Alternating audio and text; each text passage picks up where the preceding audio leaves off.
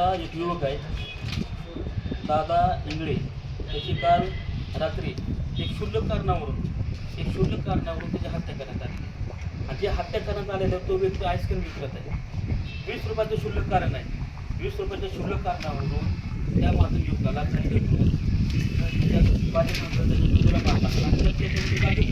जागीच मृत्यू झाला. ज्यावेळेस त्याला त्याच्या घरच्यांनी त्याच्या मित्रांनी त्याला दवाखान्यात नेलं. डॉक्टरने सांगितलं तो आधीच मृत्यूमय झालेला आहे. आणि त्यानंतर मग आमचा असा प्रश्न निर्माण होतो, तिथे बाबा गावची यात्रा चालू आहे, तिथं बाबा तमाशा चालू आहे. आणि मग तमाशा चालू असताना, गावची यात्रा चालू असताना तिथे एक मातंग समाजाचा युवक तिथं मरण पावला आहे, त्याचा मृत्यू झाला आहे.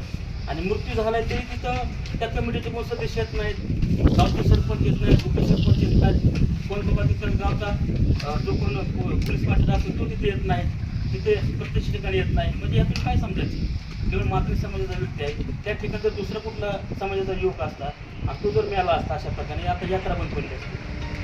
ही सामाजिक विषमता, ही जी सामाजिक विषमता जी महाराष्ट्रामध्ये चालू आहे मातंग समाजाबद्दल, ज्या डॉक्टर बाबासाहेब आंबेडकरांनी आम्हाला घटनेमध्ये जो आम्हाला अधिकार दिला, सन्मानाने राहण्याचा अधिकार दिला, वागण्याचा अधिकार दिला, त्या मूलभूत अधिकारांना कुठेतरी छेद पाडण्याचा कार्यक्रम, छेद देण्याचा कार्यक्रम या उदत गावामध्ये झालेला आहे.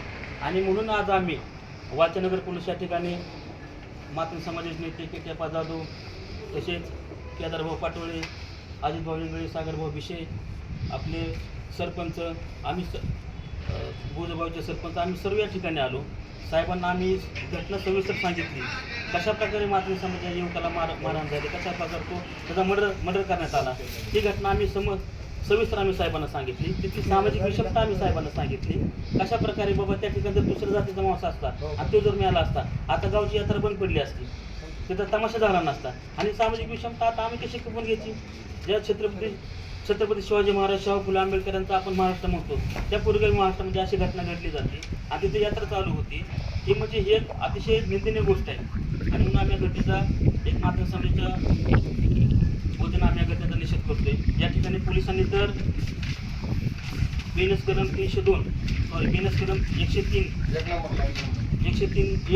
आणि BNS 302 आणि 303 गुन्हे दाखल केले. म्हणजे पोलिसांचं कार्य केलेलं आहे. पण जे गावाने त्यांचं कार्य करायला पाहिजे होतं, गाव कुठं कमी पडते, गावाने या जातीवर सोडून दिला पाहिजे.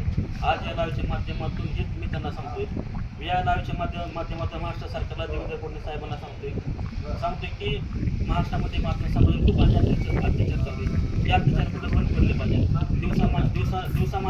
दिवसा माणसांना मारण्याचं काम चालू आहे. हवालदिल झालेला मातंग समाज आहे. कुठं या समाजाला मुख्य प्रवाहात आणण्यासाठी यांनी काम केलं पाहिजे. आणि म्हणून या